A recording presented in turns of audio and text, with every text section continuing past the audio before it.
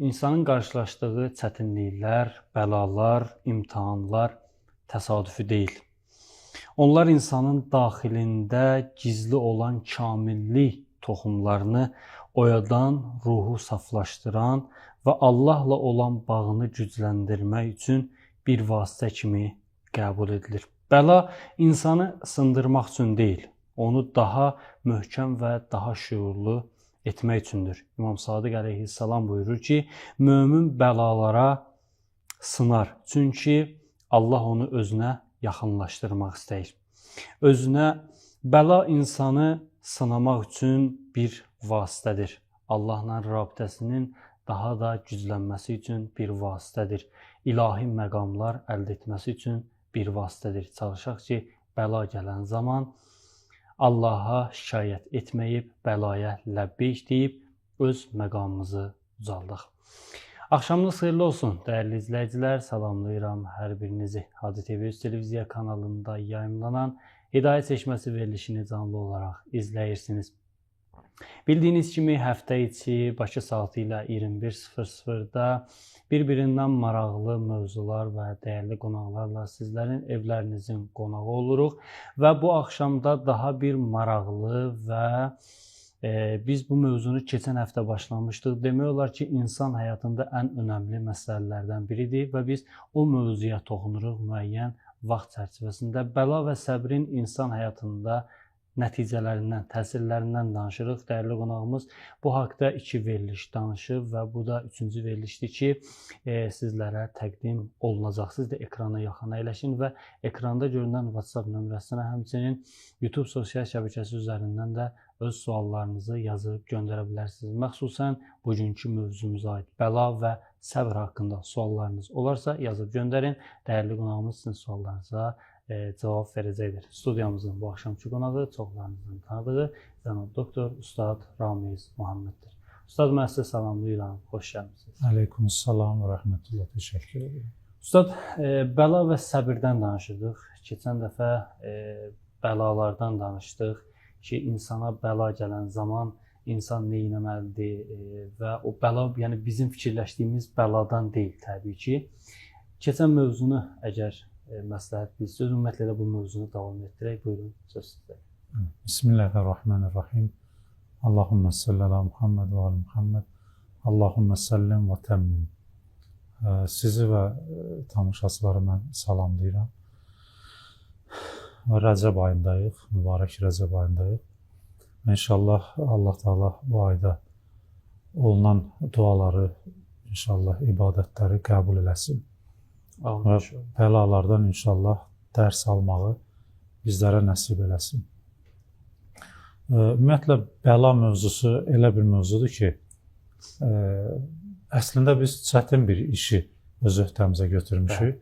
Çünki bəla, bəzi hadisələr müqəddimə olaraq belə deyək, çünki biz real istiri faktlar üzərində danışaq.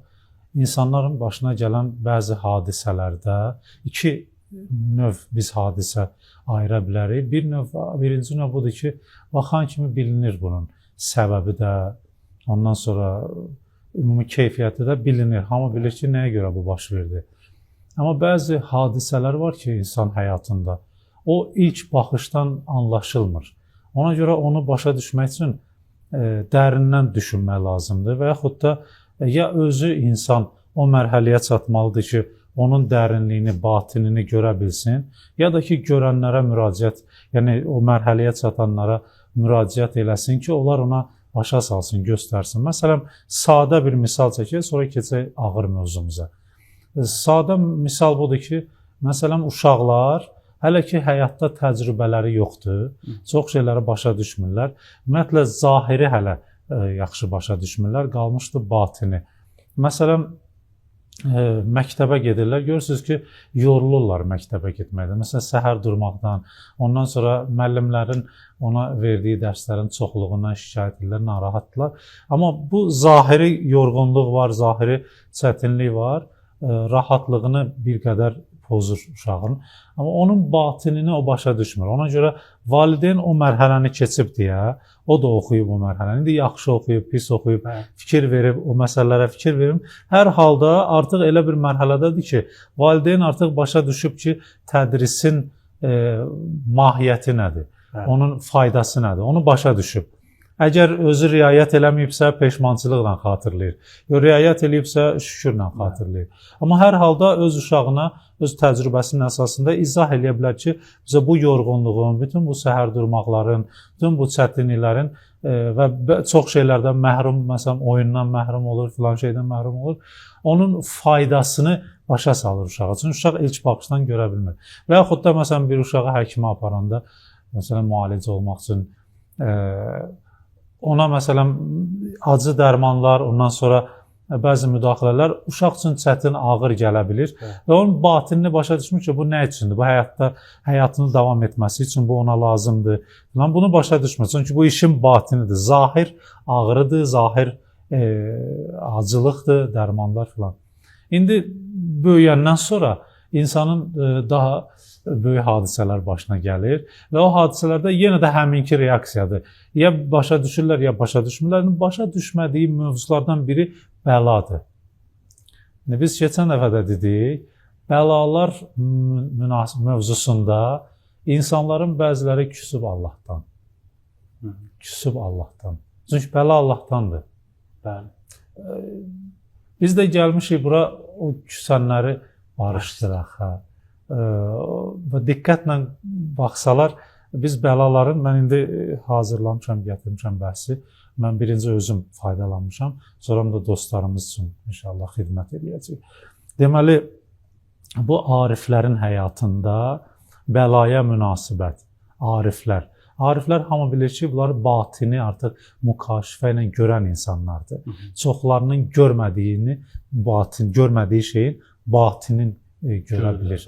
Ona görə də onların nəzərində artıq bunlar, yəni belə deyək də, bu oturub əqli nəticəyə gəlməmişik biz ki, bir nəfər üçün bəlkə sən səhv eləyirsən, bir nə filan.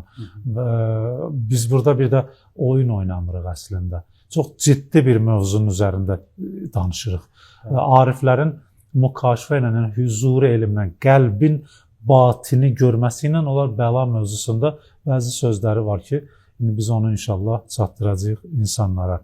Və onlardan biri budur ki, özdə maraqlıdır, qalə əshabul lisan, yəni ariflərdən danışır. Məsələn, söz sahibləri. Söz sahibləri deyirlər ki, əl-bəla alə ərbəəti ədrubin. Bəla 4 qismdir, 4 təbəqədir. Birinci budur ki, bəla-u tə'zib lil-kəfirin. Bəla, insanların başına bəla gələ bilər. Bu bəlanın 4 növü var, 4 istiqaməti var.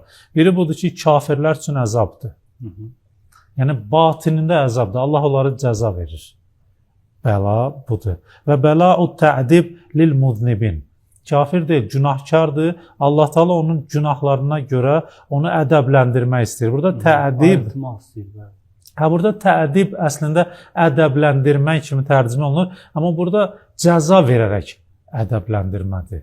Cəza verərək ədəbləndirmədir. Günahkarların başına bəla gəlir. Amma fikir versinlər, bütün günahkarların başına gəlmir. O günahkarlar ki, hələ hidayət olmağa imkanları var. Amma o günahkarlar ki, artıq onların hökmü oxunub, onlara bəla gəlmir. Bu bir incə nöqtə idi. Ondan sonra 3-cü növ bəla-u tə'zib lil-muti'in.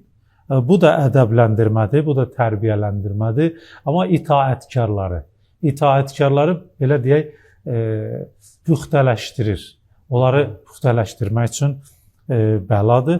Və bəla-u təqrib lil-muhibbin. Və muhiblər üçün, Allahın dostları üçün, sevənləri üçün də təqrib üçündür, yaxınlaşmaq üçündür. Və kim qaldı? Heç kim qalmadı. Yəni, bütün növ insanlara bəla gəlir. Bunu bir də ümumiləşdirsək, bütün insanlara bəla gəlir. Amma bəlanın o növləri, bəlanın hədəfi var. Hətta muhiblər üçün, Allah dostları, bəzən insan Allah dostu görəndə istəyir getsin ona desin ki, məni dua elə, mən həyatım rahat getsin, filan bəla başıma gəlməsin, filan şeylərdən qorunum, nə bilim, xəsarət almayın filanı. Bu bəlanın, bu dost, Allah dostu özü bəlanın içindədir və o bəladan qurtulmaq da istəmir. Çünki bəla anbaan Allaha yaxınlaşmaqdır. Necə yaxınlaşır, keyfiyyəti barəsində xəbər verəcək inşallah. Ondan sonra Səhl ibn Abdullah bu ariflərdəndir. Deməli 3-cü əsr alimlərdəndir. Bunu mən deyəcəm çoxları tanıyır. Bu adla tanımasalar da məsələn əsl adı Səhldir. Səhl ibn Abdullahdır. Amma bu Tustəri ləqəbi ilə və yaxud Şuştəri o ləqəblə tanınır. Bu əslində Tustərinin bir dənə də təfsiri var. Təfsir Tustəri batini təfsirdir. Ayələrin batini, irfani təfsiridir. Həmin bu Tustərdir 3-cü əsrdə. Deməli o deyir ki, əl-bəla'u alə vəcheyn. İki cəhəti var. Bəlanın iki növü var və yaxud belə deyə bilər. Bəla'u rəhmətin və bəla'u uqubətin. Bir bəla rəhmət bəlasıdır. Bir bəla cəzalandırma bəlasıdır. Yəni rəhmətdən bəla gələ bilir. O bəla rəhmətin nişanəsidir. Belə. Ondan sonra bəla'u rəhmə görün nədir? Hər ikisinin də özünün hədəfi var və əsəri var. Deyir ki, bəla'ur rəhmə yəb'asu sahibəhu alə iftiqar iləllahi təalə. Deməli, rəhmət bəlası, bunu biraz açmaq lazımdır.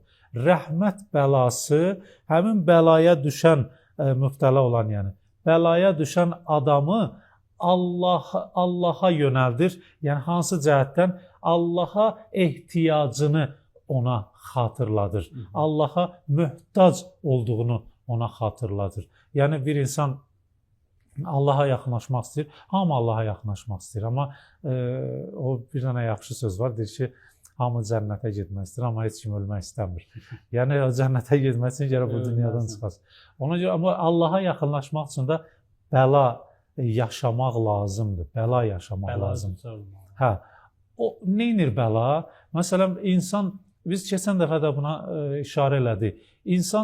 İnsanı bütün hər şeydən əlini üzür. Yəni, bütün hər şeydən naümid eləyir, hamıdan. Adam bir dənə, o bizdə deyirlər, işi Allaha qalıb. Bir dənə adam görür ki, heç bu bəladır əslində. Düşüb bəlaya, düşüb bir dənə çətinliyə və o çətinlikdə heç kim ona kömək eləyə bilmir. İstəsələr də kömək eləyə bilmir. Deyirlər ki, acizik biz. Bilmirəm, indi xəstəlik olsa, həkimlər deyir ki, biz acizik, biz heç nə deyə bilmərik. Artıq bu adam görür ki, nə dostlara müraciət eləmək yeri var, nə tanışa müraciət eləmək. Özü də bir durum, bir tədbir görün filan. Baxır, görür ki, özünün tədbir görməyi də əbəsdir. Yəni, Həzrət İbrahim əleyhissalamın odadının atılma məsələsi də. O da var və başqa misallar da demək olar. Yəni, hər yerdən əli üzür. Axırı əslində biz bunu danışanda biz bunu yaşamışıq. Yəni, əslində ağrıdır, yəni çətindir bu hal. Çox çətindir bu hal. Amma əvvəldə dediyimiz kimi də, uşaq kimi biz onun batını bilmirik axı. Ona görə o çətinlikdən yoruluruq. Amma içinə baxanda bir nəfər gəlib, məsələn belə, məsələn Tustəri kimi arif gəlib bizə başa salanda bunu, biz oturuq düşünürük, doğrudan bu belədir, bunun nəticəsi olmalıdır mütləq. Otur nəticəsini gözlə, şikayət eləmə. Və insan orada yalnız qəlbi yalnız Allaha yönəlir. Allahın görmək istədiyi budur. Mən əvvəldə demək istirdim, bu sözü demək istirdim. Bilmirəm, fikirləşdim, deyim yoxsa deməyim. Desəm necə başa düşərlər, hansı sözü. Gəlmişə görək, Allah bizlə neynəmək istəyir. Görək Allah bizlə neynəmək istəyir. Bunu demək istirdim. İndi yeri gəldi, elə bilirəm bu daha yaxşı. Allah bizlə neynəmək istəyir görəsən. Biz bütün həyatı boyu, ariflər belədir və biz də onların baxırıq, öyrənirik onlardan. Yəni, bütün ömrümüz boyu başa düşməyə çalışırıq ki, neynəmək istəyir bu Allah bizlə? Bu münasibət ki, bizlə Allah arasında neynəmək istəyir bizlə? Onu istəyir başa. Burada deyir, neynəmək istəyir? İstəyir ki, sən təkcə, çünki sənin kamalın ona yaxınlaşmaqdır. Allaha yaxınlaşmaqdır. Bəli. Kamal ordadır. Allaha yaxınlaşmaq üçün başqalarından uzaqlaşmaq lazımdır. Çünki belə olmur, həm bunun yanında, həm orada. Belə olmur. Həm aşağıda olum, həm yuxarıda. Bəli, bu hər Ha, əhsən. Olmur. Ona görə gərək qəlbdən çıxardasan Allahdan qeyrilərini. Və Allah elə bir vəziyyət, o görə Allah başımıza nə oynatır, ya görə nə eləmək istəyir bizə? Bunu eləmək istəyir. Bunu eləmək istəyir ki, hamıdan bizi uzaqlaşdırsın, özünə tərəf. Amma o maraqlıdır, bir an ustadım dərsdə yaxşı bir şey danışdı. Dedi, Kərbəlaya gedirdi. Yanımda da tələbələr, ustad deyir, yanımda da tələbələrdən biri. Birdən tələbənin ağlına bir sual gəldi, deyir, soruşdu. Dedi ki, ustad səndən bir şey soruşmaq istəyirəm. Deyir, dedim ki, soruş. Dərsdə danışıb bunu bizə. Deyir, dedim, soruş. Dedi ki, bax, gedirik də Kərbəlaya. O ərbəyində ayağla piyada. Deyir, gedirik də Kərbəlaya. Getdik, çatdıq, Kərbəlaya çatdıq, İmam Hüseyni ziyarət elədik, orada dualar oxuduq filan. Sonra məsələn biz bilirik ki, bununla Allaha yaxınlaşırıq, hədəf odur. Sonra nədir? Hə, o ərəblərdə thumma mazə. Sonra nə olacaq? Nədir sonra nə? Ustad deyir, baxdım belə, gülümsədim. Dedim ki, sonra heç nə. Bu cavabı eşitmək istəyirlər də çoxları. Sonra nə? Sonra heç nədir. Daha heç nə, niyə görə heç nəyə görə? Amma bu heç nə o heç nədən deyil. Ustad dedi ki, Allaha çatandan sonra Allahdan başqa hər şey heç nədir. Yəni Allaha çatandan sonra nə? Sən Allaha çatandan sonra Allahdan başqa hər şey heç nədir. Hər şey heç nədir. O heç nədən danışır. Yəni Allaha çatdın, qurtardı da. Yəni bütün insanın hədəfi var olmaqda Allaha çatmaqdır. Allaha çatdın, sonrası yoxdur axı bunun. Elə Allaha çatmaqdır məsələ. Sonra Allahdan sonra yoxdur ümumiyyətlə. Allahdan başqa yoxdur ümumiyyətlə. Ona görə Allahdan sonra heç nədir. Və biz burada da kamala çatmaq üçün Allah Taala hər şeyi bizi hər şeydən küstürür. Bu yaxşı mənadadır. Yəni bu aşiqin başqalarından küsməyidir. Aşiqin darıxmağıdır. Ustadımız başqa bir İrfan ustadımız var. Qəşəng bir söz deyir. Deyir ki, baxsız qissələrə, o aşiq, məşuq qissələrə, Leyli Məcnunam o birisilər. Heç biri qovuşmadı. Heç biri qovuşmadı. Bu əslində bunu Füzuli də yazıb, bunu Nizam. Burada Füzulidə daha mənəvi. Məsələn, orada niyə qovuşdurmur? Niyə qovuşdurmur? Çünki məhəbbət ülvi, mücərrəd bir şeydir, maddi toxunuş deyil. Düzdür? O gəlsə Leyliyə, Məcnun məsələn, Leyliyə qovuşsa, toxunsa, o bitdi artıq. Keçdi maddi, cismani münasibətə. O bitdi. O bitməməlidir. Aşiq, əslində həqiqi aşiq bitməməsini istəyir. Bu aləmdə. Amma Allaha qovuşmaqla o eşq daha da çoxalır. Çünki Allahdan başqasında azalır. Fikir versiniz, Allahdan başqa bütün qovuşmaqlar müəyyən vaxtdan sonra sönür. Hə, azalır, sönür. Və burada qəlbin əslində bəla ilə qəlbin müalicəsi var da.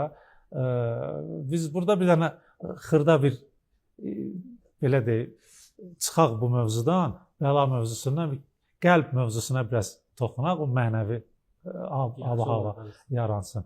Nəsiminin qəzəlindən bir beyti var. Deyir ki, ey xəstə, burasını deyir, ey xəstə könül, dərdinə dərman tələb eylə. Gər can diləriksən, yeri canan tələb eylə. İndi könül, qəlb xəstələnib. Dünya bağlılığı ilə, ya məsələn, cəhalət zülməti ilə xəstələnib, dərman tələb edir. Amma başqa yerdə Nəsimi yenə xəstə könüldən danışır. Amma orada başqa formatda. Əgər yadınızda varsa, belə olmalı, tasəqağım şərbətin içdi bu xəstə könül, seyri ov ədnayı buldu, qaynadı xumxanəsi.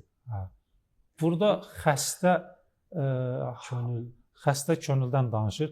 Mən dediyim beytdə də xəstə könüldən danışır. Amma orada hansı xəstə könüldür? Yorğunluq. Yorğunluq. Xəstə fars ədəbiyyatında var da, yorulmaq. Amma burada isə xəstə elə bizim dildədir. Xəstələnmək, müalicəyə ehtiyac var. Müalicə, ilac dillərdə bərpadır əslində. Məsələn, bizdə stomatologiyada belə bir şöbə var, ixtisas var, ortopedik stomatologiya. Onlar deyirlər ki, dişləmdir də, insan yemək yemək üçün dişləm tam olsun. Dişləm deyirlər ona. Bu dişlər aradan gedəndən sonra, xarab olandan sonra dişləm pozulur. Ortoped gəlir, nə edir? Onu bərpa eləyir. O könül, qəlb də elədir. Qəlb əslində, qəlb nəfsin mərtəbəsidir də. O nəfsin mərtəbəsində biraz problem yaranır. Dünyaya bağlı olur, dünya ilə rabitədə olandan sonra biraz problem yaranır. Allahı yavaş-yavaş unutmağa başlayır insan. Çirkinləşir. Orada canın əldən verir.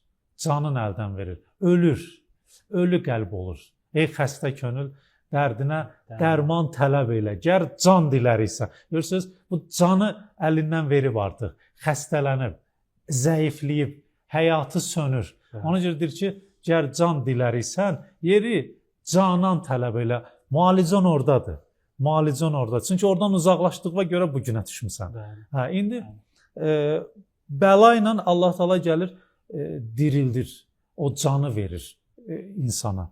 Bir bəlada ki, deməli, Tustari deyir ki, bəlaul uqubət isə cəzalandırma bəlası isə yəkilu sahibəhu ilə ixtiyarihi və tədbirihi. Amma günahkarlar və yaxud da Allahdan uzaq olanlar üçün bir bəla var. Bəlaul uqubə deyirlər. Cəzalandırma. O birisi bəlaul rəhmə idi. O birisi bəlaul uqubədir. Bəlaul uqubə, yəni cəzalandırma. Cəzalandırma nədir? Yəni buraxır onu, get öz başına çarə qıl. Bu ağır sözdəsində və ağır reaksiyadır. Allahın reaksiyasıdır. Amma bu birdən-birə baş vermir, bunu bilsinlər. Birdən-birə baş vermir. Birincisi, rəhmət bəlası gəlir, rəhmət bəlası. Əgər başa düşməsə, şikayət elədirsə, ariflər deyirlər ki, müminin bəla əslində, fikir verin, burada bəla müminin dəyərini ortaya çıxardır. Müminin əlamətini göstərir. Deyir ki, əl-mu'minu kəthirul bəlva və qalilus şəkva. Mömin necə olar? Allahın dostu. Çoxlu bəla görən və az şikayət eləyən olur. Mömin belədir. Allah çoxlu bəla verəndə, mömin əgər səbr eləyirsə, şikayət azalırsa, bu vilayət səbr məqamında biz səbirdən danışacağıq. Səbr məqamı əldə edir, səbr məqamından sonra şükür məqamı, ondan sonra ən sonuncu da gəlir, Allaha çatır vilayət məqamı. Olur övliya, vəliyullah. Ona görə, amma kəthirul deyir ki, müminin bir əlamətdə bu ki, kəthirul mə'nə qalilud da'va. Müminin əlamətlərindən biri budur ki, çox az iddia eləyər, amma batini əməldə çox əməl eləyər. Məna ona batini əməl. Əməldə çoxdur, mömin görürsə, başını sal başağı öz imanın, öz imanın yaşayır. Allah ilə rabitəsindədir. İmam Əleyhisselam Nəhcül Bəlağada da möminlər, müttəqilərdən danışanda deyir ki, onlar cisimləri cəmaatın içindədir. Amma ruhları başqa aləmdədir. Allahla danışırlar. Görürsünüz ki, fikri getdi. Nə bilim, sanki qıraqdan baxanda dünyapərəstlər elə bir bu özündə deyil. Amma o Allah ilə ünsiyyətdədir. Bu Allahla ünsiyyətə çatmaq üçün bəladan keçir insan. Yəni bişə olur. İndi ondan sonra münafiq isə deyir ki, kəthiru da'vadır. Münafiq çox iddia eləyəndir. Və qalilul mə'nadır. Amma əməldə çox azdır. Və qalilul bəlva. Bəla da ona az gəlir. bəla da ona az gəlir, münafiqə. Münafiqə bəla az gəlir, amma necədir? Kəsiru şəkva. Amma şayət hadsan baxırsan, heç belə böyük bir şey gəlmir başına. Amma narazıdır, həyatdan narazıdır, dünyadan narazıdır, Allahdan da narazıdır, hər şeydən narazıdır. Bu bahalaşma, nə bilim, ora, bura, hər şey bir dənə ölməyə qalıb da, yəni hər şey. Amma mömin gedib baxanda görürsün bunu. Məsələn deyirəm, biz möminlər, tanıdığımız möminlər heç vaxt adam gözləmir ki, o bəlaları yaşayır. Elə görüşürsən, danışırsan, görürsən ki, bu elə bir ki, bunu bəzən qıraqdan deyirlər ki, məsələn, onları görəndə deyirlər, kaş mən də sənin həyatını yaşayardım. O xəbəri yoxdur ki, o nələr yaşayır. Sən gördün, hədislərdə də var da, mömin sevinci üzündə olar, kədəri qəlbində. O yaşayır. Bir də ki, o yorulmur. O mərhələdədir. Loğman əleyhissalam, yəni vaxtımız nə qədər var? Fasiləmiz var. Onda fasilədən sonra Loğman məsələsini fasilədən danışarıq. Hörmətli izləyicilər, qısa bir fasilədən sonra verilişimiz davam edəcək. Biz izləmədə qalın. Bəli, dəyərli tamaşaçılar, qısa bir fasilədən sonra yenə sizinləyik. HTV televiziya kanalında yayımlanan Hidayət çəkməsi verilişini izləyirsiniz və mövzumuz bəla və səbrin insan həyatında təsirlər haqqında idi. Dəyərli qonağımız ilk hissədə çox gözəl nöqtələr qeyd edilər. İnşallah ki, baxmısınız. Əgər baxmamısınızsa, sabah YouTube kanalına yerləşdirəcək və həmçinin HTV-nin rəsmi saytına da yerləşdirəcək. Oradan da girib izləyə bilərsiniz. Əgər mövzuya suallarınız olsa, yazıb göndərin. İnşallah İkinci hissədə sizin suallarınızı cavablandırarıq və studiyamızın bu axşamçı qonağı cənab doktor Ustad Ramiz Muhammed. Ustad, qaldığımız yerdən davam edək. Biz bəlaların növlərindən danışırdıq. Buyur. Deməli, bəla, biz qalmışdıq Loğman əleyhissalam. Bilirik ki, Loğmanın özü Allah Teala hikmət verib Loğmana. Allah özü xəbər verir. Biz Loğmana hikmət vermişik. Quran-ı Kərim. Bəli. Loğman surəsində də bir dənə də surə onun adındadır. Yəni böyük adamdır əslində. Danışmaq lazımdır onun haqqında, çox danışmaq lazımdır, təhlil eləmək lazımdır. Hikmət nədir? Necə əldə olunur? Loğmana baxmaq lazımdır əleyhissalama. Hətta peyğəmbərliyində belə müzakirələr var ki, görəsən peyğəmbərdir yoxsa yox. Yəni bu həddədir ki, artıq peyğəmbərlik bəlkə də peyğəmbərdir deyirlər. Bəlkə də doğrudan peyğəmbərdir. Yəni belə böyük adam. Yəni elə bir insanlar var ki, onu bir nəfər desə ki, bu bəlkə də peyğəmbərdir, baxanda bilinir ki, peyğəmbər deyil. Yəni elə bir insandır. Çox aşağı. Amma Loğman əleyhissalam böyüklüyünə, hikməti ilə elə yaraşır. Ona görə adam inkar eləyə bilmir. Bəlkə də diri peyğəmbərdir. Sadəcə xəbər gəlmir deyə dəqiq söz deyə bilmirik. Amma hər halda hikmət sahibidir və hikmət iddia eləməyib. Allah deyir ki, mən vermişəm ona. Xəbər möhkəm yerdəndir. Öz oğluna buyurur ki, "Əz-zəhəbu vəl-fiddatu yücərrəban bin-nar." Gümüş və qızıl alovla yoxlanılır. Alovla yoxlanılır.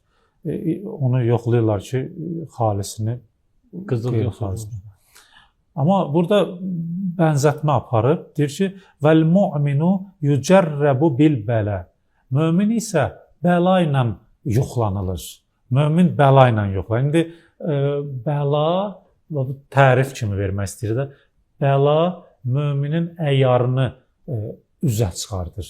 Görə bunun əyarı aşağıdır, yoxsa yuxarıdır. Nə qədər çox bəla olsa, o qədər xalis olmağı üzə çıxacaq, yandırılmaq. Ona təsadüfi deyil, Loğman həkimdir, oda bənzətməsi də təsadüfi. Hətta üzə çıxartmaq qabiliyyəti bir yana, üzə çıxarmaq qabiliyyəti bir yana. Bir tərəfdən də yandırmaq məsələsi var burada. Yanmaq məsələsi var burada, sadə deyil.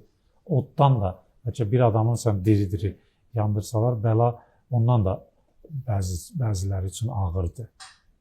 Bəziləri üçün ağırdır. Mənəvidir ona görə. Və İbn Ətadan da maraqlı bir söz var. İbn Əta 3-cü əsr ariflərdəndir, amildəndir. Deməli,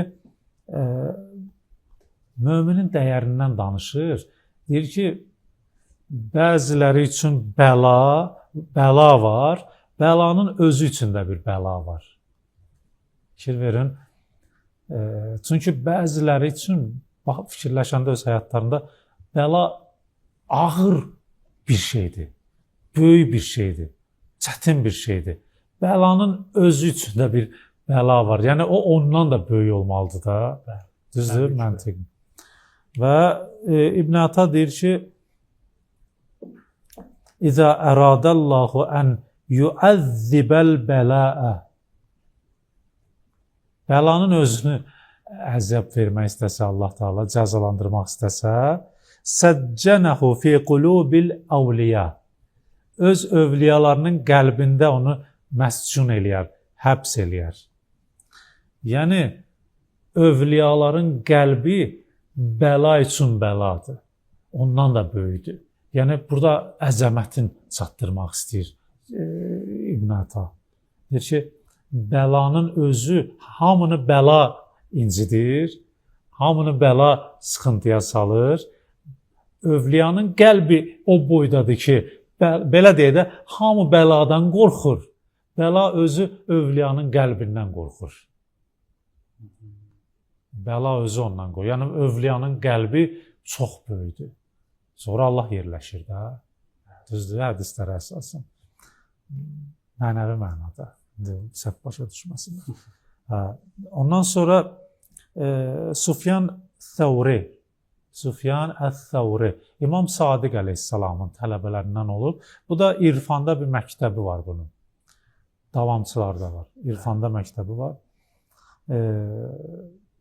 Deyir ki, La yecidul abdu həlavətəl iman həttə yə'tiyəhul bəla'u min kulli məkanin. Bu artıq bunu yavaş-yavaş deyirəm, düşünsünlər. Deyir ki, imanın şirinliyini bəndə o vaxt hiss eləyər ki, bəla ona hər tərəfdən gəlsin. Hər tərəfdən. Birindən qutarır o birisindən, o birisindən qutarır o birisindən, bundan çıxır o birisindən. İnsan bezir axı. Amma orada imanın şirinliyini dadmaq olur. Ağız dadı verir bəla hər tərəfdən gələndə.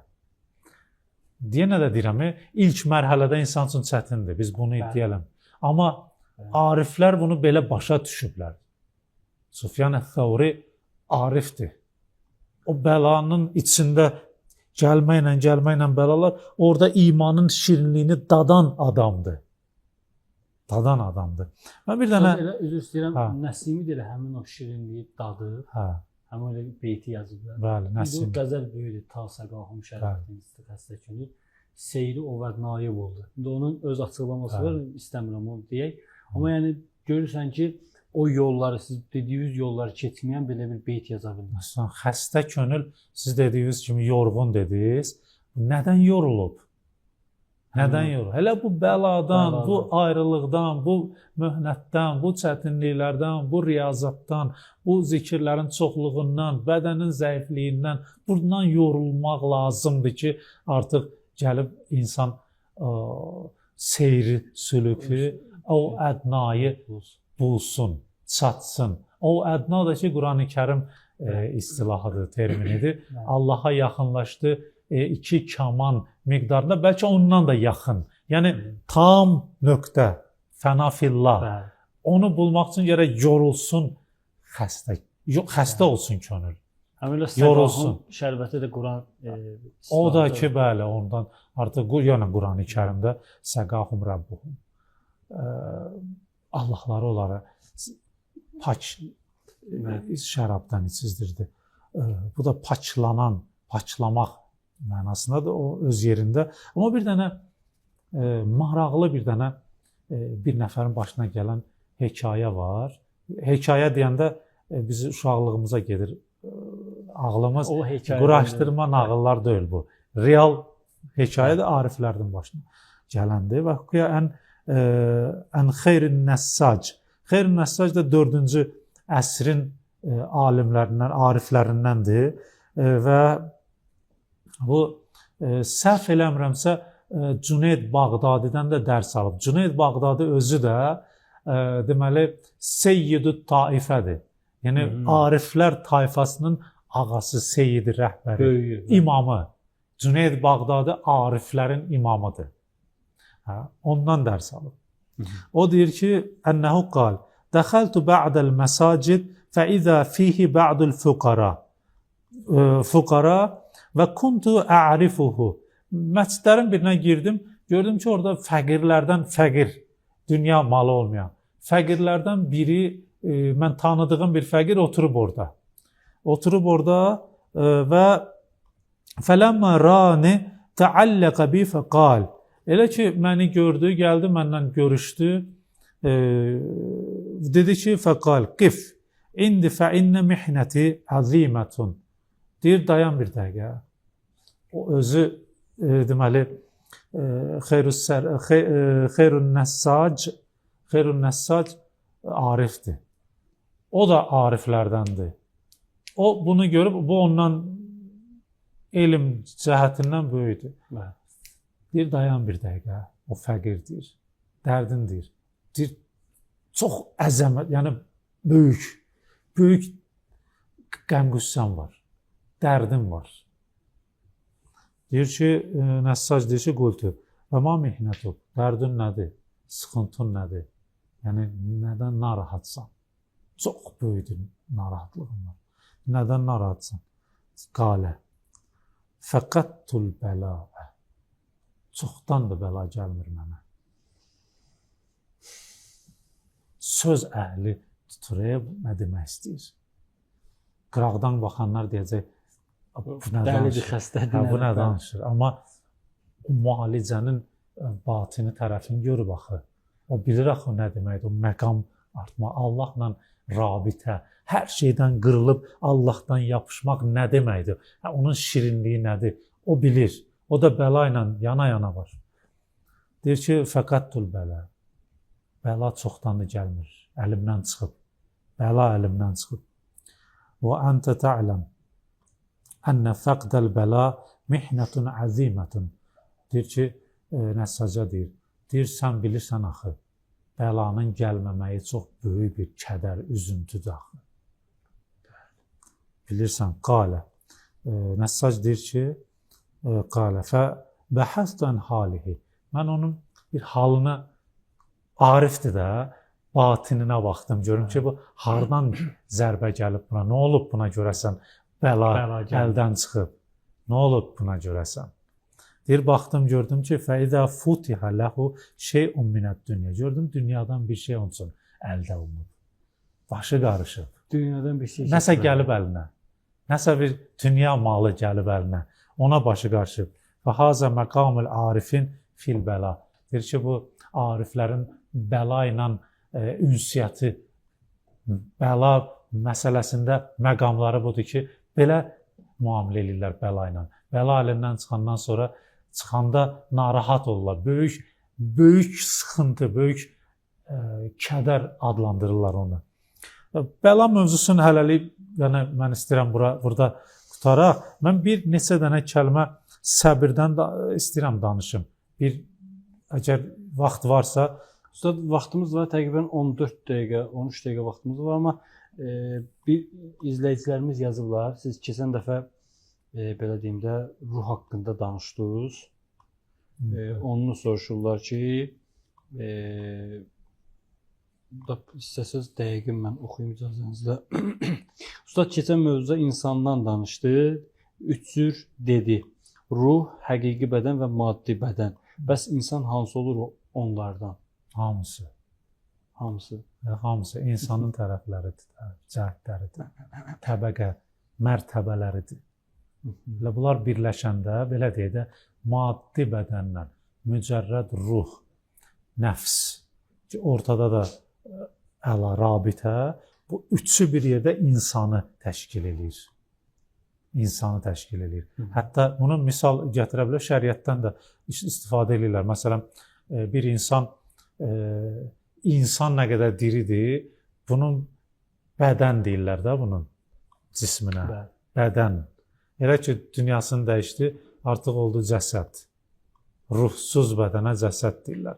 O cəsədə çevrildi. İnsan olması üçün gəl ruhu da olsun. Ruhun da bədənə ehtiyacı var. Bunlar hamısı bir yerdə insanı əmələ gətirir. İnsan budur yəni. Ustad, bir sual da oxuyum, elə mövzumuza uyğundur. Salam aleykum, Allah sizi qorusun. Ustada sualım bundan ibarətdir ki, bəlaya düçar olan insanlar bəladan çıxış üçün hansı əməlləri etməlidir? Bir çox insanlar güclü stres keçirir, depressiyaya düşür və s. Hətta elə biz bu verilişə baxsınlar və bundan qabaqçı verilişə baxsınlar. Bunlar orada cavablar. Çarəsidir, çarədir. Cavabdan da əlavə çarədir. Çünki məsələ budur. Mən indi sual verə bilərəm də irfani bir cəhətdən sual verim. O deyir ki, məsələn, sual verir dəyərli bizim izləyicimiz ki, bəladan çıxmasınız nə etmək lazımdır? Mən də sual verirəm sualla ki, çıxmaq lazımdır görəsən. Bəs bu qədər şey oxuduq. Yəni çıxmağı düşünmək yox, ondan qurtulmaq yox. İndi deyəcəm, çıxmaq, yəni bütün ömür boyu bəlada qalmayacaq insan. Bəla ilə ünsiyyət, doğru ünsiyyət, bunu yadlarında saxlasınlar. Bəlaya doğru yanaşma olsa, o bəla özü bitəcək. Amma öz hədəfini də öz hədəfinə çatdırıb gedəcək. Çünki bəlanın vəzifəsi var, missiyası var. Əslində Allahın missiyası var. Düzdür? Biz əvvəldə dedik, görə hələ Allah bizlə nə etmək istəyir bu bəla göndərməklə. Allahın hədəfi budur ki, bizi nə etsin, özünə tərəf yönəltsin. Yəni həqiqi xoşbəxtliyə, kamala tərəf yönəltsin. Bu bəla verməklə bizi qeyri şeylərdən təmizləmək istəyir. Əslində bundan qurtarmaq lazım deyil. Bu bəlaya doğru yanaşmaq lazımdır. Bu bizim indi bu bəhslərimiz onu göstərir. Artıq bu bəlaya baxacaq və orada bəlaya düşən insan orada küsməyəcək Allahdan. Gedib orada-burada çarə axtarmayacaq. O daha da böyüdəcək bəlanı. Rəvayətlərdə var. Deyir ki, kiçik bəlanı əgər insan öz gözündə böyütsə, ondan daha böyüyünə mübtəla olacaq. Ona görə bu səhv yoldur. Onu böyütmək, ağlayıb sızlamaq, özü-özündə şikayət eləmək yəni mənasında. Allahın yanında ağlayıb sızlamaq lazımdır. Bunu görəndən sonra o bilsin ki, buna mesaj gəlib. Mesaj gəlib. Tez qayıtsın Allaha, səccadəsini sərsin, möhürün qoysun və yaxud getsin bir ziyarətgahda bir insanın məzarının yanında ki, orada mənəviyyat var. Bəziləri bu başa düşməz. Mənəviyyat var, amma batini görənlər bilir oradakı nuru. Getsin orada Allahla səmimi danışsın, ağlasın, dərdini danışsın, açsın ürəyini. Peyğəmbərlərdən var. Qurani Kərimdə mənə maraqlı ki, peyğəmbərlər necə dua edirlər, maraqlı tapmışdım bunu. Biri budur ki, ya Allah, çətinliyə düşmüşəm, sən də qadirsən. Heç nə demir, dərdim, bəlam var, şikayət eləmir. Çünki o deyir, danışmaq özü elə şikayətdir, xəbər vermək özü şikayətdir. Deyir, məsələn, mən şikayət eləmirəm, amma çətinliyim var. Elə bu şikayətdir. O hekayətdir, şikayətdir də. Yəni, demir, bu niyə belədir? Bunu demir. Deyir, şikayət eləmirəm, amma sıxıntım var. Elə bu xəbər verdin ha mənə. Bu şikayətdir. Amma Allaha görə deyəsən. Gedib Allaha deyir ki, çətinliyə düşmüşəm mənim Allahım. Sənin mərhəmətinə inanıram, sığınıram. Və səni istəmişəm səni. Sənə yaxınlaşmaq istəmişəm. Sən də deyəsən, başlamısan mənə kömək eləməyə. O bəlayla. Razıyam. Amma mənə kömək elə, mən burada ibrət götürə bilim. Yəni bunu müalicəni alım. Nəinki dərmanın acılığından ikinci dərdə düşüm.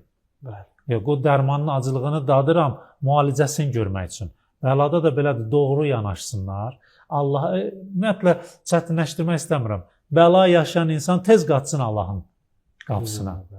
Orada əgər o cür eləyə bilsə və orada onun bir hal gələcək ona, səmimi ağlamaq. Çünki Allahla danışanda o tədarrudan biz danışmışdıq. Ağlamaq, sızlamaq. O sızlamaq biri var, özü İmam Sadiq əleyhissalam bunun faydasından danışırdı. Səhabələrdən biri dedi ki, mən ağlaya bilmirəm də. Onlar rəhmətə gedmiş əzizlərimi yadıma salım ağlayım. Bu da ağlam. İmam Sadiq əleyhissalam deyir, eybi yoxdur. Amma bu hara? Bir də var yanğıdan. Da burada riya da yoxdur. Burada ay qıraqdan görərlər, nə bilim nə. Bu yadından çıxıb hər şey. Oturub ancaq Allahın dərdini danışır. Bu ağlamaq, sızlamaq, o qəlb istiləşir yavaş-yavaş. Bunu yaşayanlar bilir. İstiləşir yavaş-yavaş. Görürsən Allahla ünsiyyət yaranır, dostlaşma başlayır. Əgər bunu eləyə bilsə, bəla öz missiyasını yerinə yetirdi, düzdür? Missiyası bitəndən sonra necə olacaq? Çıxıb gedəcək, bitəcək. Ona görə əsl yolun dedim mən ariflərin və yaxud imamların hədislərini. Yazırlar ki, salam ustaddan və bu gözəl şəraiti bizim üçün yaradanlardan Allah razı olsun. Bu verilişlərdən sonra həyata baxış dəyişib, əlhəmdülillah. Faydalı veriliş olub. Təşəkkür edirik. Usta, təqribən 5 dəqiqə vaxtımız var. Mən onda 5 dəqiqənin içində o səbirdən danışım. Çünki bəlanın yanında o bəladan fayda götürmək üçün səbr lazımdır. O, belə deyək də, bəlanın ki, müalicə effektini artırır səbir. İndi dedik ya, onsuz da. Mən bunu bir dənə elmi ariflərin nəzərində deyək. Deməli, bölmənin adı, babın adı belədir. Bab belədir ki, əs-səbru nisful iman. Çünki bəlanın da elə işi budur ki, imanı gücləndirsin, düzdür? Səbir də həmin imanın yarısıdır. Yarısı, mən tez-tez deyəcəm, çox uzatmayacam. Deməli, iman iki istiqamətdə iman olur insanın. Və yaxud iki cəhətdə. Bir cəhət budur ki, etiqadlarda usul-i-dini Allah barəsində olan mərifətini təsdiqləyir qəlbi ilə. Bu imandır. Düzdür, Allah var, peyğəmbərlər var, imamlar var. Bu imandır. Allah pakdır, peyğəmbərlər pakdır, imamlar pakdır, filan gəliblər, bizi hidayət eləsən. Bu usul-i-dindir. Bunu qəlblə təsdiqləyir. İkinci isə iman. İkinci cəhəti budur ki, həmin o etiqada uyğun rəftar, həyat yaşayır. Bu da ikincidir. Ondan sonra həmin bu imanın iki dənə sütunu var. Bu iman iki sütundadır. Biri yəqindir, mərifət, yəqin, elm, bir də səbirdir. Həmin bu səbir deməli maraqlı bir izahı var bunun. Yəni yəqin mərifətdən gəlir, yəqin şübhə yoxdur orada. Allah barəsində şübhəsi yoxdur, din barəsində şübhəsi yoxdur. Amma bir də səbirdir. Səbir də nə zaman olur? Yəni səbrin maraqlı bir mənası var. Səbrin mənası mən bunu faydalı olduğuna görə deyim. Həqiqətü səbr huwa ibarətun an səbat ba'isid din fi muqaviməti ba'isil hava. İnsanın bir dinə yönəldən, Allaha yönəldən bir mühərrik var insan batinində. Bir də həvai nəfsə, həvai həvəsə yönəldən bir şəhvət var. Səbr odur ki, dinə yönəldən o mühərrik, dinə yönəldən o qüvvə, şəhvətə yönəldən qüvvənin qələbə çalır ona.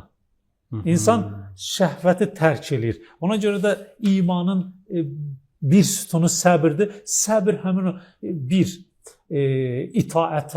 itaətin çətinliyinə dözsün, səbr eləsin, yorulsun. Nəsimin dediyi kimi ibadətdən yorulandan sonra nəticə alınır. O da qəzəldə də onu demişdi. Bir də günahları tərk eləsin. Günahları tərk eləmək də səbirli. Yəni günahın şirinliyini tərk eləmək üçün insan gərək insanda o tərk eləmək, insanı tərk elətdirən qüvvə o dinə yönəldən, Allaha yönəldən qüvvədir. O qüvvədir. İki mühərrik var da, biri Allaha təhrik edir, biri günaha təhrik edir. O Allaha təhrik eləyən qüvvənin, günaha təhrik eləyən qüvvənin üzərində hakim olması, ona qələbə çalması o deməkdir ki, bu günahın şirinliyinin tərk eləməsinə səbr elədi. Tərk elədi onu. Artıq bu nə oldu? Bunda Allaha tərəf aparan qüvvə qələbə çaldığına görə insan Allaha meyli daha çox alır və burada iman yaranır Allaha. Bəla da orada insanı tərbiyə edir. Hətta bu bəla vaxtı səbr eləmək, çünki səbirmək, bir də ki, biz bundan danışmadıq, vaxtımız çatmadı, amma irfan əməlidə deməli insanın mənəvi seyrinin mərhələləri var. O mərhələlərdə müəyyən belə deyə mənzillər keçir, müəyyən məqamlar əldə eləyə keçir, ta çatır Allaha. Bu mənəvi seyrdir, bunsuz olmaz. Və onlardan biri, o məqamlardan biri səbirdir. 100 dənə qeyd ediblər. Onlardan biri səbr məqamıdır. İnsana bu bəlalar məqam gətirir. O məqam gəldi ha. O məqam gəldi ha. Daha insan rahatdır. Daha rahatdır. Daha Allahı tapdı, ünsiyyət qurdu. İnanırsınız, yəni burada vaxtımız olsaydı biz ünsiyyətdən də danışardıq. İrfanda ünsiyyətdən. İnşallah və növbəti verilişlərdə mütləq O danışarıq. ünsiyyət var ha. O Üveys Qaraniyə biri gəlir deyir ki, Üveys Qarani'nin yanına gəlir. Üveys Qarani deyir ki, niyə gəlmirsən? O deyir ki, mən gəlmişəm səndən üns tutum. Yəni ünsiyyət qurum səndən. Üveys Qarani baxır və Arif də Üveys Qarani özü irfanda bunu da bilsinlər ki, özünün bir yolu var. Üveys yoludur. Orada baxır buna belə deyir ki, mən inanmıram bir nəfər Allahla ünsiyyət qurandan sonra başqasına ünsiyyət qurmaq istəsin. Bu səbirdir, bəladır. Bunlar hamısı Allahla ünsiyyəti formalaşdırır. Onu formalaşandan sonra elə rahat olur ki insan. Bəli. Belə. Allah razı olsun Ustad. Allah ömrünüzə bərəkət versin. Həqiqətən çox bir maraqlı mövzu oldu. Həyata baxış dəyişir. Necə ki, dəyərli tamaşaçı yazmışdı. İnşallah qismət olar. Yenə də növbəti verilişlərdə xidmətinizdə olar. Bir daha təşəkkür edirəm. Hörmətli izləyicilər, İmadəddin Nəsiminin dediyi kimi, əgər könlümüzün xəstə olmağını istəyiriksə, o səqahum şərbətindən içək və həmin o ədnanı seyr eləsək, 100% ki, bəla gələndə insan ləbbeyk deyər. Necə ki, İmam Hüseyn əleyhissalam bütün Allahın razılığına razı oldu və bunu da demək lazımdır ki, insan ki, Allahla ünsiyyət quranda, Allahla danışanda ilk əvvəldə deməsin ki, rezən bi qəzaik. Mən bütün sən razılığa razıyam. İnsanın başına elə bir bəla gələ bilər ki, bəlkə də onun sonu küfr olar. Amma insan yavaş-yavaş o yolları qət eləyəndən sonra ləbbeyk deyər və daha da məqamı uzalar.